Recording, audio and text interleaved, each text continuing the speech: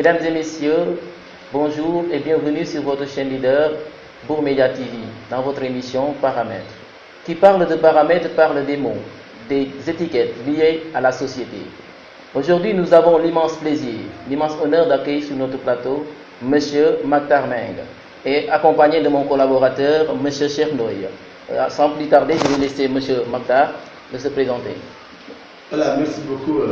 C'est pour moi un très grand plaisir de participer à cette émission. Je m'appelle à l'état civil M. Mactar Mbengue. Je suis le président de la commission éducation et aussi le chef de cabinet de l'honorable député maire Moustapha Mbengue. Et que cette émission que nous allons faire ensemble me va droit au cœur parce que ça me permet également d'encourager les jeunes de notre localité. Donc, au nom de l'honorable député maire Moustapha Mbengue qui vous transmet ses salutations, ses encouragements, je souhaite vraiment un bon vent à cette télévision BMTV. Et j'ai également le plaisir de participer de faire l'émission avec M. Ndoye, Cheikh Ndoye. Et aussi, je salue tous les responsables politiques à la députée, saluer tous les conseillers municipaux et également saluer M. Cissé, Ibrahima qui m'accompagne pour que je puisse faire cette émission. Merci. Alors merci, sans plus tarder, je vais laisser M. Ndoye. Bonjour chers téléspectateurs et bienvenue dans ce nouveau numéro Paramètres. Comme ni nga ko waxee rek dañuy nuyu ki nga xamante ni moom la ñu am tey muy suñu gan bi Mactar Mbengue nekk aussi ki nga xamante ni mooy mi ngi ci cabinet maire en même temps aussi ci li nga xamante ni mooy wàllu éducation mu di ci yëngu di fës yéene séq ak moom ànd ak moom ci li nga xamante ni mooy waxtaan bi ñu bàyyi la rek nga daal di wóyal su ko defee ci kanam tuuti ñu daal di ànd ak moom. Voilà, pour rappel, je vous signale qu'aujourd'hui nous allons parler sur le thème qui s'est passé le soir du 25 juillet, l'incendie qui s'est passé à la mairie de Keur Massar. Alors, M. Mbengue, quelles sont selon vous les raisons de cette manifestation? Bon, moi je ne veux pas évoquer les raisons, parce que vous savez que nous-mêmes on ne comprend pas pourquoi cette foule s'est attaquée la mairie de Keur Massar. Vous savez, depuis l'avènement de la Covid-19, dans notre commune, nous avons enregistré nos premiers cas le 3 avril. Et dès que nous avons enregistré nos premiers cas, le député maire Moustapha Mbengue, honorable député, a sorti un arrêté interdisant toute activité commerciale. De même que le sous-préfet et le préfet même également a sorti un arrêté. Et qu'est-ce qu'on avait dit? De ne plus vendre au niveau du rond-point de la station Shell à 500 mètres suivant les 4 axes, interdisant toute activité commerciale. Bon, maintenant vous savez, depuis quelque temps, il y a eu des mesures d'assouplissement qui ont demandé que les commerces réouvrent et que les gens puissent mener des activités commerciales. Mais parmi ces mesures d'assouplissement, il ne faut pas oublier que aussi, on n'a pas quand même permis aux gens de vendre sur les trottoirs ou bien également de faire un commerce ambulant. C'est pourquoi à l'approche de la fête, la Tabaski, l'honorable député maire Moustapha Mbengue a tenu à faire une sensibilisation. Il a fait une descente le samedi, sensibiliser les commerçants, les marchands ambulants, leur demander de laisser les trottoirs. Parce qu'il y a cette maladie de la Covid-19 qui est toujours là, qui n'est pas encore partie. Il y a aussi les difficultés par rapport à la libre circulation des biens et des personnes. Donc il fallait pousser ce débat-là, leur demander de ne plus vendre sur les trottoirs et de permettre aux populations de circuler librement. C'est pourquoi, bon, ce qui est arrivé est regrettable, parce que ce samedi, il faut avouer qu'il y avait une bonne entente. Les messages étaient bien passés. Il a fait de 15h à 22h lui-même, il a fait la sensibilisation accompagnée de tous les services de la mairie et le cabinet du maire et les responsables. Bon, la sensibilisation étant faite, on a vu le dimanche un autre scénario. Et ce qu'on n'a pas pu comprendre. Parce que ce qui s'est passé, c'est tout simplement une violation des arrêtés. Vous savez, quand un arrêté, on le sort, le président de la République sort un décret. Au niveau de l'Assemblée nationale, on vote les lois. Maintenant, au niveau de la mairie, on sort des arrêtés. Les arrêtés, on les fait, on doit les respecter. Et dans ces arrêtés, toute activité commerciale sur les trottoirs sont interdites.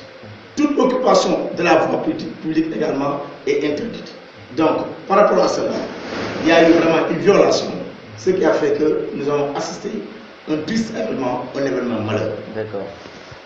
Monsieur, vous avez, monsieur Ndoye, avez-vous des questions par rapport à cela? Voilà, fi nga xamante ni moom la nekkoon rek xëy na pour gën a jàppale ñi ñuy toog buñ ko doon mën di wax tamit ci olof dina am solo lool parce que xam naa ni moom am na maire yoo xamante ni bëgg nañu xam bu baax a baax li nga xamante ni moo waraloon coow li kon tamit xam naa ni dina ci am solo moo tax ñiy ñëw ci olof ñi leen di bàyyi ngeen ñëwee ci tubaab comme li mu doon wax sànq rek yaakaar naa ni ñu doon expliqué ci li nga xamante ni mooy coow li ak li nga xamante ni moo ko waral mais ci côté boobu dañu seetlu ni c'est pas la première fois yu mel noonu di am bu ñu bàyyee xel Korité bi mu doon jub si yu mel noonu amoon na donc kon est-ce que yéen tamit waroo leen mën a taxaw beneen taxawaay boo xamante ni dina tax yu mel noonu mu nekk mu am solution boo xamante ni day jeex directement ci Kër Massar dégg nañu tamit récemment yàgg na yaakaar naa am nañu taxawal mouvement Kër Massar boobu ñoom ñu ni li nga xamante ni mooy jëlee fi ñiy jaay du maire bi moo ko war a def mais préfet moo war a indi benn arrêté ba pare boole gendarmerie ak gars yi ñu daal di def jëlee fa ñuy jaay loolu tamit nga joxaale ñu ci ay leeral. waaw jërëjëf ginnaaw bi ma la nuyoo bu baax di kontaan ci invitation yi di jàllale nuyoo loo xam di ko def sama mbéy di rafetlu di daje pour ma indi ay leeral rek xam nga arrêté moom maire moo koy def préfet dina def arrêté d'accord mais lépp lu jëm ci wàllum njaay lépp lu jëm ci voie publique kooku liggéeyu maire yi la maire yi moo toppatoo lool. kon bu nekkee tey dafa am ay nit yoo xam ne ñu ngi nekk ci yoon di jaay ci mbedd mi ba nit ñi amuñu fu ñu jaar parce que boo ñëwee ci rond point station Shell bi ñu ñëpp nangu nañu nit ñi dañuy jaay trottoir bi jaay boobu ñuy jaay trottoir bi loolu la maire bi tere maire bi dafa bëgg voie publique mooy li ñëpp moom bu fa kenn jaay et yaakaar naa jëm nañ ay matuwaay parce que boo ma déggee sa wax nee nga waroon nañ ci teel a jóg mais yàgg nañ ci jóg xam nga jóg bi lan la mooy de un lii dañ koy tere de deux ñu woote waxtaan tere na lu woote nañ waxtaan parce que woote waxtaan mooy le député maire Ousmane Mbaye recevoir na ñetti fois les marchands ambulants toog naa ñoom xamal leen ni mën nañu liggéey te duñu lor kenn te loolu pour mën a nekk ci biir dëkk bi seet leen fan ngeen bëgg a jaay ma jàppaleen ngeen jaay foofu Kër Massar 133 quartiers Kër Massar 25 kilomètres carrés kon pour jaay Kër Massar warul jafe mais nag suñu problème ñun waa Kër Massar bu ñu demul ci rond point bi jaay yaakaar nga doo jaaxle et que loolu il faut ñu jóg ci loolu mais bu nekkee matukaay rek maire bi yàgg na ko jël maire bi yàgg na déguerpissement yow bu may xamante yow ci déguerpissement la nga xamante chef la nga fekk ma foofu ni ma lu xew man la déguerpissement moom déguerpissement boo ko déggee mooy jox nañ leen sommation ñeneen kat bëgg nañu fii ak diir bu leen fekk fii ak diir bu leen fekkee nag bu boobaa dana leen yëkkati par force de l'ordre yi ñëw ñu àndaloo liggéey loolu kon Kër Massar ñaata yoon la def déguerpissement bari na bu loolu weesoo ci waxtaan ci diggante nit ak moroom parce que dana am maire boo xam ne il est très social dana am maire boo xam ne day déglu askan bi ba képp koo soxla pour waxtaan tijjil na la bunta man fekk naa ko tey fu mu recevoir les commerçants et les marchands ambulants te li mu ne wax mooy lenn rek mën na noo jaay te duñu yàqal kenn mais damay jaay boo xam ne nit dina bëgg a jàll du jàll kooku ñun waa Kër Massar mais si côté boobu ñi nga xamante ni ñooy ambulants yi en général dañuy faral di dégg bu baax a baax ñi koy wax ñu ne mairie bi dañuy encaissé 15000 dañuy laaj 15000 ba pare bañ ñu fee tere jaay ba sax keroog am na ñuy jot a laaj nee nañu ñoom loolu moo tax ñu déplacé mu dem ci mairie bi parce que ñoom dañ leen a encaissé ay 15000 ba pare ba ñu pare pour jaay ñu soog a ñëw indil leen fa ay mbër yi nar ni leen yéen daal du ngeen kii fii. xam nga le problème mooy gis nga affaire lu jëm ci ay taxes dafa am lu mu tëddee gis nga sa 15 bi boo koy jox la war a jox benn ticket bu jox quittance loo gis rek am na fu koy état mais maa ngi joxe 15 bi te mënoo indi kii boo ne joxe nga 15 bi foofu am na problème te aussi 15 millions yooyu ñuy wax mais mënoo ni diw moo ko laaj maire bi mosul laaj kenn xaalis maire bi day liggéey ci wàllu voie publique bu nekkee dépôt ak yoon moom li muy def rek mooy ànd ak gendarmerie ñu liggéey bi mais c'est pas parce que dafay wax dañ may laaj mais lan lay laaj c'est parce que yooyu du laaj la pour nga liggéey dañ laa laaj pour des loolu lu ñu koy ay amende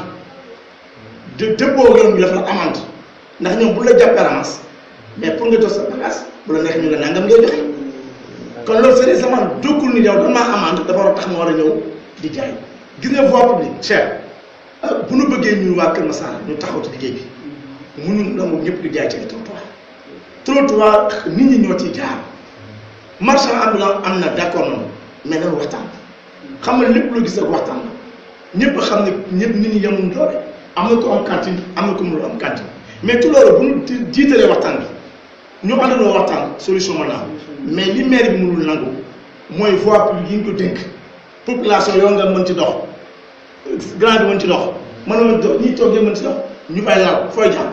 Mais est-ce que vous avez trouvé un terrain d'entente et essayé de discuter avec... Mais quand on les avait reçus, le maire leur a dit que nous avons des possibilités pour vous caser quelque part. Regardez, il y a même des sites. Ces sites qui vous conviennent et venez me voir. Nous avons essayé de vous aider à vous implanter là. Mais ils ne sont pas revenus. Ils ne sont pas revenus. Les sites, à Kermassar, il y a tout le site. Pour vendre, il y a beaucoup de marchés. Ce n'est pas une il faut être à Aïnoumadi pour vendre. Et cette situation-là, qui prévaut au niveau du rond-point de la station Chal, nous devons tous être conscients que cette situation ne doit pas continuer. Regardez quelqu'un qui fait 15 minutes pour aller à Kermassar, il fait 2 heures de temps pour rallier chez lui, pour 500 mètres. C'est pourquoi cet arrêté qui interdit toute vente, toute activité commerciale, toute occupation de la voie publique à 500 mètres de 4 axes du rond-point de la station Chal, cet arrêté-là reste en vigueur. Et ça, c'est important. Et moi, je pense qu'il faut que les gens comprennent que l'objectif de Moussa Mbengue, honorable député, il veut que tout le monde travaille dans de très bonnes conditions. Mais on ne peut pas travailler dans l'anarchie. On ne peut pas travailler dans le désordre. Vous, actuellement, nous saluons cette initiative. Moi, ça me fait plaisir, en tant qu'habitant de Alakpati, de voir des jeunes qui s'organisent comme ça, qui essaient de monter des plateaux. C'est pourquoi, quand vous m'avez invité, j'ai tout fait pour répondre présent à votre appel. Et nous voulons que ce travail, cette organisation, nous voulons que ça soit une organisation citoyenne et qu'on essaie de travailler, mais sans déranger les autres. Et moi, je pense que c'est normal. Ah, voilà, merci. Mais il y a une question que j'aimerais poser. Donc, quel a été le sentiment que vous avez éprouvé au lendemain de cette manifestation-là? Non, même pas au lendemain, mais le jour même de l'incendie. Ouais. Le jour de l'incendie, en entrant à la mairie, c'est un sentiment de tristesse. Parce que nous qui comprenons la mairie, on peut dire que c'est un édifice public, c'est un hôtel de ville. La mairie, au niveau de Kermassar, ça représente tout ce qu'on fait par un démembrement de l'État. On ne doit même pas penser attaquer une mairie. Actuellement, le service social, tous les documents sociaux ont été publiés. Le service technique qui prend en charge le travail technique, l'emplacement, les projets techniques, tout a été publié. L'enquête domaniale pour ce qui est des maisons, des constructions, a été publiée. Heureusement que l'état civil n'a pas été touché. C'est pourquoi on a eu un sentiment de tristesse et de désolation. Et nous condamnons cet acte.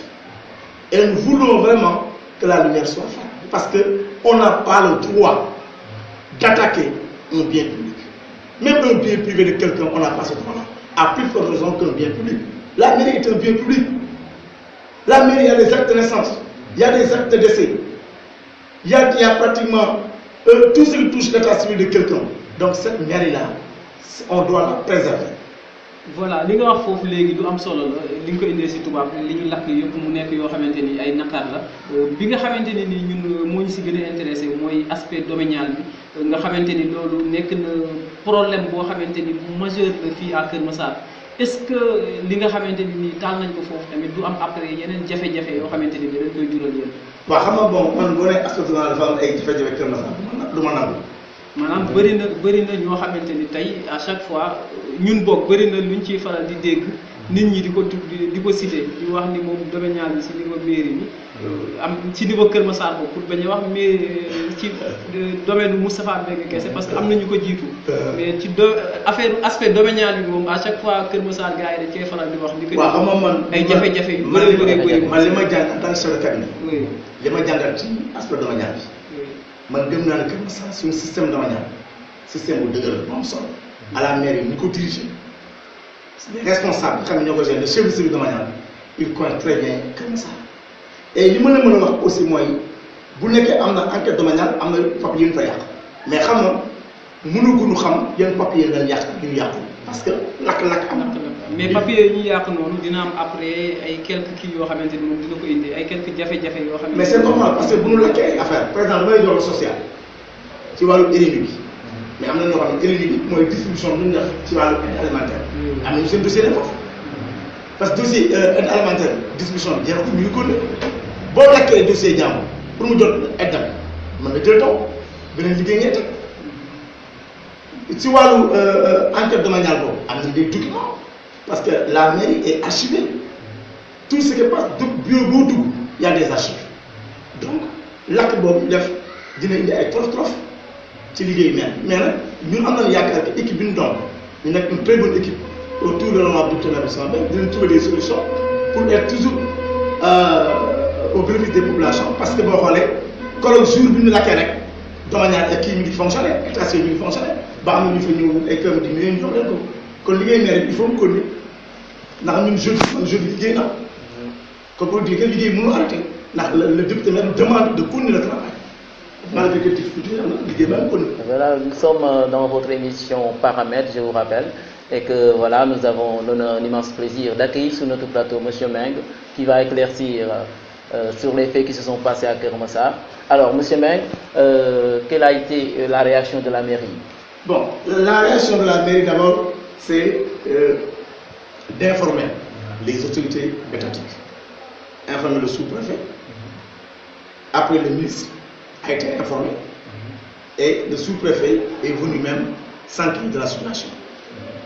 Et le travail que nous avons fait, c'est aussi de faire une déclaration. Parce qu'il faut une plainte, ça a été fait, et sûrement des arrestations ont été effectuées, c'est logique.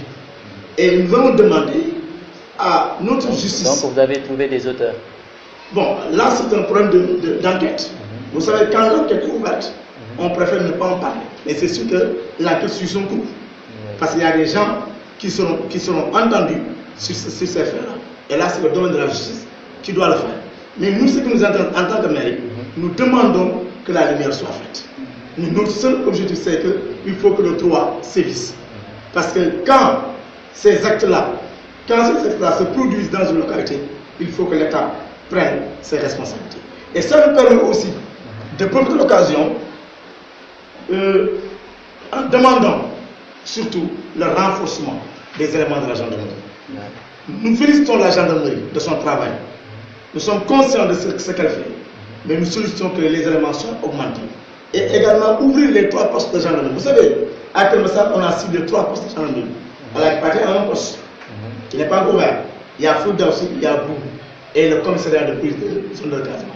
Donc nous demandons à l'État du Sénégal d'accélérer vraiment ces ouvertures de ces structures sécuritaires qui pourront nous permettre de lutter contre ces actes vraiment que nous condamnons. Et voilà, monsieur Ndoye, avez-vous des questions par rapport à ça? Voilà, dañuy fàttali rek ba tey ñi nga xamante ni ñoo ñuy topp ci Mbour Média yéen a ngi ci seen émission paramètre nii rek la xam nga dañu ni paramètre moo tax tey ñu cumulé ci benn plateau ñu boole ci làkku tubaab ak li nga xamante ni mooy olof lépp ngir ñi nga xamante ni ñoo ñuy topp rek ñëpp rek ñu mën ci bénéficier wu ku nekk rek nga xam am loo xamante ni di nga ko mën a jëlee ci li nga xamante ni mooy émission bi ñun fi nga xamante ni fa lañ bëggoon a ñëwaat mooy que ni d'après li xew lépp est-ce que kon nag léegi jamono ji jotul yéen ñi nga xamante ni yéen a gérer wàllu woowu même bu fekkente ni au niveau national commencé guñ ko yéen ici à Keur Massar ngeen commencé informatiser lépp loo xamante ni wàllum papier la su ko defee yu mel nii bu amee rek ñaanuñu ko yàlla mais su amee rek benn jafe-jafe war a mën a bañ am est-ce que jotul ñu loolu foofu. waaw ce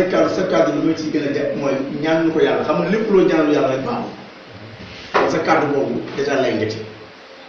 Deuxièmement ci wàllu informatisé état civil bi Keur Massar moom informatisé état civil bi mais yeneen kii informé mais Keur Massar état civil c'est déjà informatisé mais kii ñëw di taal mais day taal machine bi même bu taalee machine bi doonay dee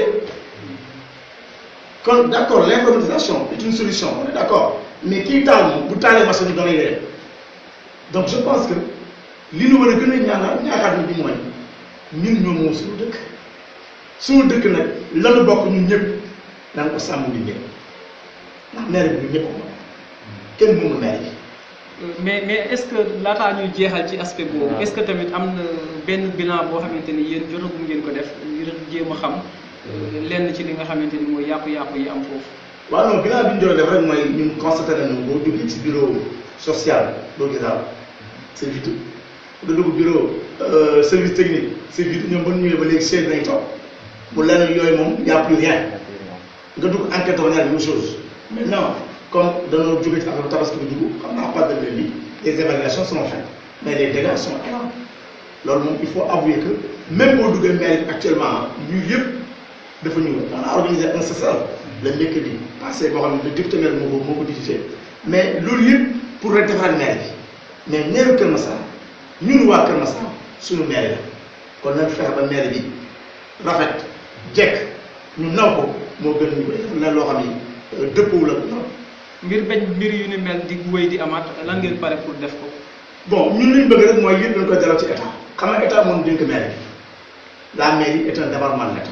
mais bu ngeen joxee état tamit xaw a sàggan ba yu mel ni xew. est-ce que tamit non état mënul sàggan parce que boo xoolee. sóoraale état sàgganul.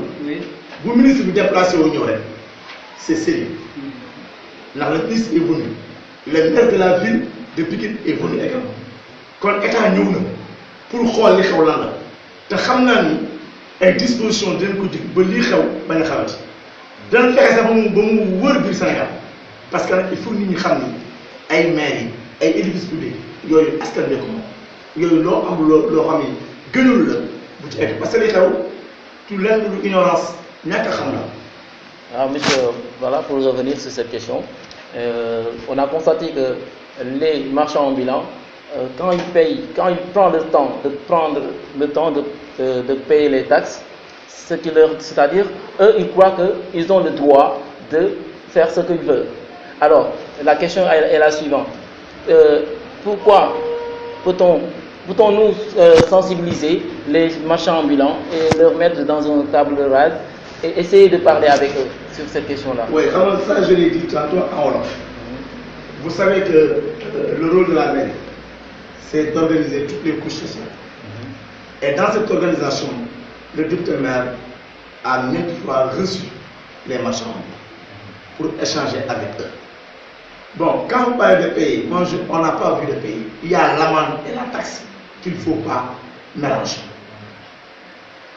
L'amende, j'ai fait quelque chose que je ne dois pas faire, il y a une amende de temps. Les taxes? Les taxes, c'est autre chose. Et les marchands ne paient pas de taxes. Ils ne peuvent pas payer de taxes parce que les gens qui ne sont pas dans les cadres, qui n'ont pas d'autorisation. Parce que quand tu as l'autorisation d'exercer, parce que ceux qui sont dans le boutique ont des autorisations. Ceux qui sont, parfois, il y a des gens qui sont parfois dans le vote autorisés. Quand tu es autorisé, il y a des taxes. Mais ceux qui ne sont pas autorisés, il ne faut pas avoir de taxes. Donc il ne faut pas mélanger l'amende et la taxe. Voilà, mais jamono ji ginnaaw yàqu-yàqu yooyu yëpp bi mu amee ki nga xamante ni mooy l'honorable député maire Moustapha Mbengue nga xamante ni moom la ñu dénk Kër Massar lan la pare pour def ko ci dans l'avenir. waaw moom li mu pare pour def ko d'abord mooy mu naqarlu li xew en tant que premier magistrat de la commune li xew metti na ko ndax gisul lu dara lii xew léegi nag organisation bi mu demandé mooy rek ñu état justice bi def liggéeyam moom aussi li mu war a équipe municipale bi ñu def seen liggéey ak le conseil municipal parce que tu sais que le conseil municipal autour du maire ñoom ñooy diriger maire yi léegi nag li mu jël comme disposition mooy ñu defar maire yi bu ñu defaree maire pare ñu gën a ñaax nit ñi ci wàllu yoon parce que yoon dafa am alalu jàmbur kenn du ko yàq tey Cheikh bo yow ñëw nga maire yi ba nga gisee yi nga gis en tant que citoyen mënu laa neex yow mënoo ko accepter mënoo ko cautionner amul kenn ku yeewoo Kër Massar ku cautionner ñu lakk maire yi amul kon lu mu di xew loolu la léegi nag moom mesure yi mu jël mooy d'abord des mesures d'organisation fexe ba également liggéey bi aw yoon liggéey bi mu arrêté parce que xam na ne maire bi mënul taxaw lu ñu di liggéey deuxièmement mu demander à la justice de sanctionner ceux qui ont fait cela parce qu'il faut sanctionner dans la vie si nit bu deful lu yoon dañ ko war a sanctionner loolu nag beneen domaine la ñeneen ñoo ko nan ñaan yàlla ñoom ñu liggéey ko ci yoon te am nañ ci yaakaar si ñoom parce que nous croyons à la justice autour de notre pays léegi nag ci côté maire yi liggéey bi moom ñu continuer te dinañ defar organisation dinañ taxawal ba yàqu-yàqu yooyu am yëpp ñu wutee solution ba liggéey bi mën a jëm kanam. Voilà, monsieur, Monsieur Meng, merci pour l'éclaircissement sur ce point. Maintenant, nous allons entrer dans un autre point qui est sensible aussi à Kermassar, le problème de l'inondation. Quels sont les dispositifs que vous avez pris pour remédier à ce problème-là?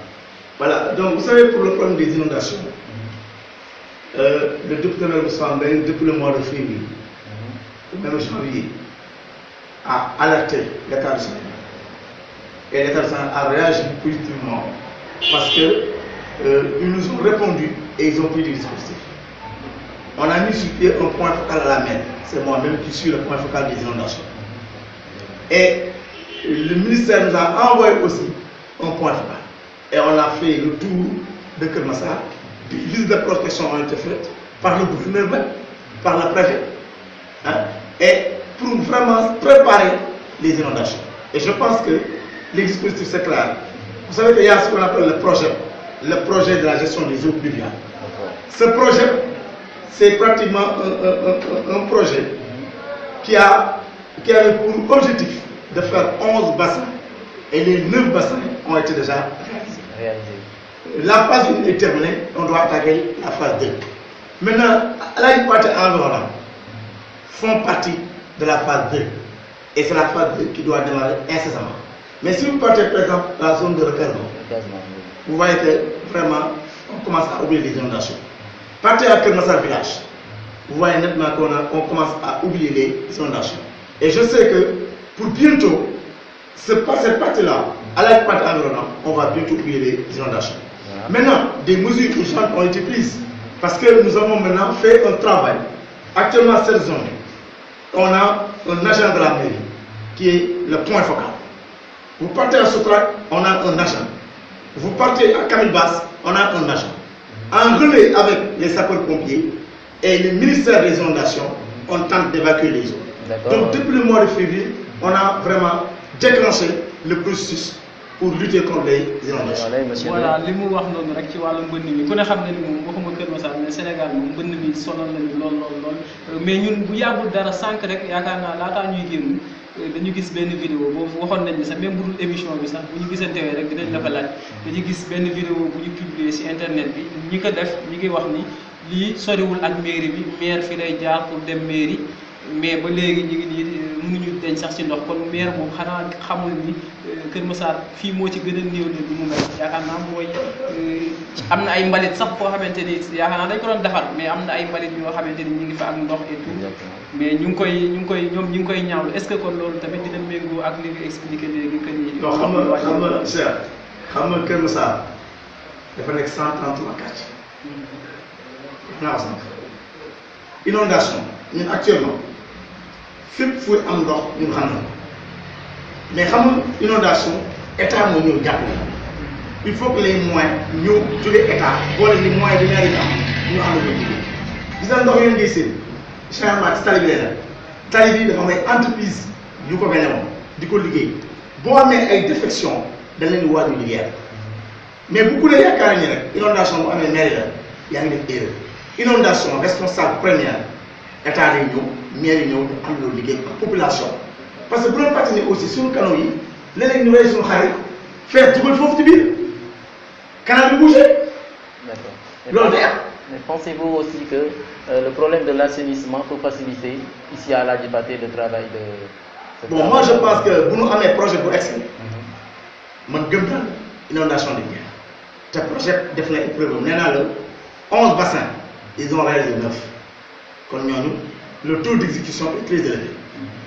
Canalisation nag dañuy branchante ndox mi dañ koy branchante tuyau yi mënoo branche bi taxaw dem branche bële ñu ngi ñëw actuellement ñu ngi ba boo ñëwee ay nomades yi à droite foofu am na bassin foofu yëpp def na bassin foofu boobu demoon daaw ndox mi daanaka lay yem see oom wala mu dépassé donc moi je pense que ñu ngi ñëw loolu moo tax nag comme ñu ngi ñëw li ñu mën a def rek mooy créer des solutions d'urgence solution d'urgence xam nga lan la on a installé des motopompes dans les zones inondées am na installation de motopompes am na aussi des hydrocureurs yoo xam ne bu ndox mi tawee ñu indi ko mu ngàcc léegi nag mën na ni anam gisagul leen mais parce que c'est des dispositifs qu'on met en place au fur et à mesure c'est ça le problème c'est des dispositifs yoo xam ne dañ koy teg en place au fur et à mesure tey boo ñëwee à la partie bi tey am na ay dispositifs yu ñu prévoir dans chaque zone bi xam ne dana am ndox mais le problème des inondations problème la boo xam état bi jël na ko en considération la mairie jël na ko en considération te ren teel nañ ci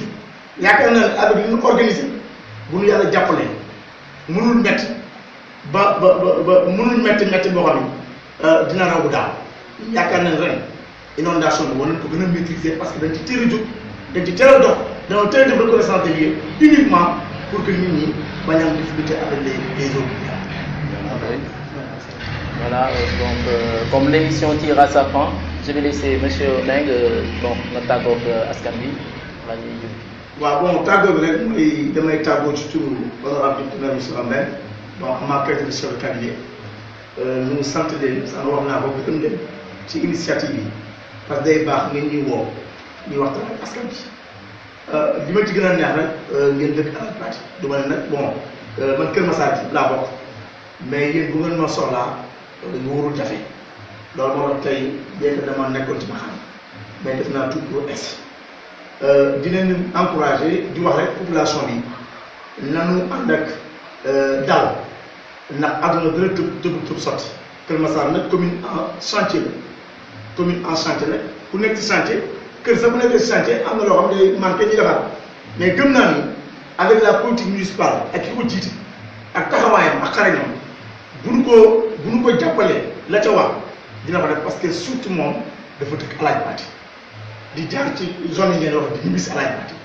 bëgg Alaaji Pathé mel ni commune yëpp mel ni dëkkuwaay yëpp léegi nag li xew ci Kër Massar gépp d'une manière générale nanu rek àndandoo liggéey il y a un temps pour faire la politique il y a un temps pour travailler et je pense qu'actuellement c'est le temps pour travailler sant leen bu baax gërëm leen bu baax ci invitation bi et que di ñaan vraiment dès lors je suis disponible à revenir quand vous le voulez bon tey bëggoon naa ne laa ci njàng bu tuuti mais xam naa ce n'est que partie remise pour ñu dugg aussi sur le plan éducatif lan lañ ci def ak fu ñu ci toll xam naa bis bu ñu ko bëggee rek mën nañ ci ñëwaat en tout cas vraiment ñu ngi leen sant di leen gërëm di ñaan yàlla aussi di baalu ak ñëpp ci tabaski bi ñun baal nañ leen yàlla nañu yàlla ko defal et que vraiment lii ngeen commencé ni yàlla ci yàlla def jàmm te aussi li ngeen ci bëgg yàlla nañ ko yàlla may et que vraiment di souhaiter toute la commune de Kër Massar toutes les populations les responsables ñu leen souhaiter vraiment une très bonne fête tabaski et déwénati. voilà dañuy remercier ki nga xamante ni tey moom lañ doon dalal di leen remercier di remercier équipe bi yëpp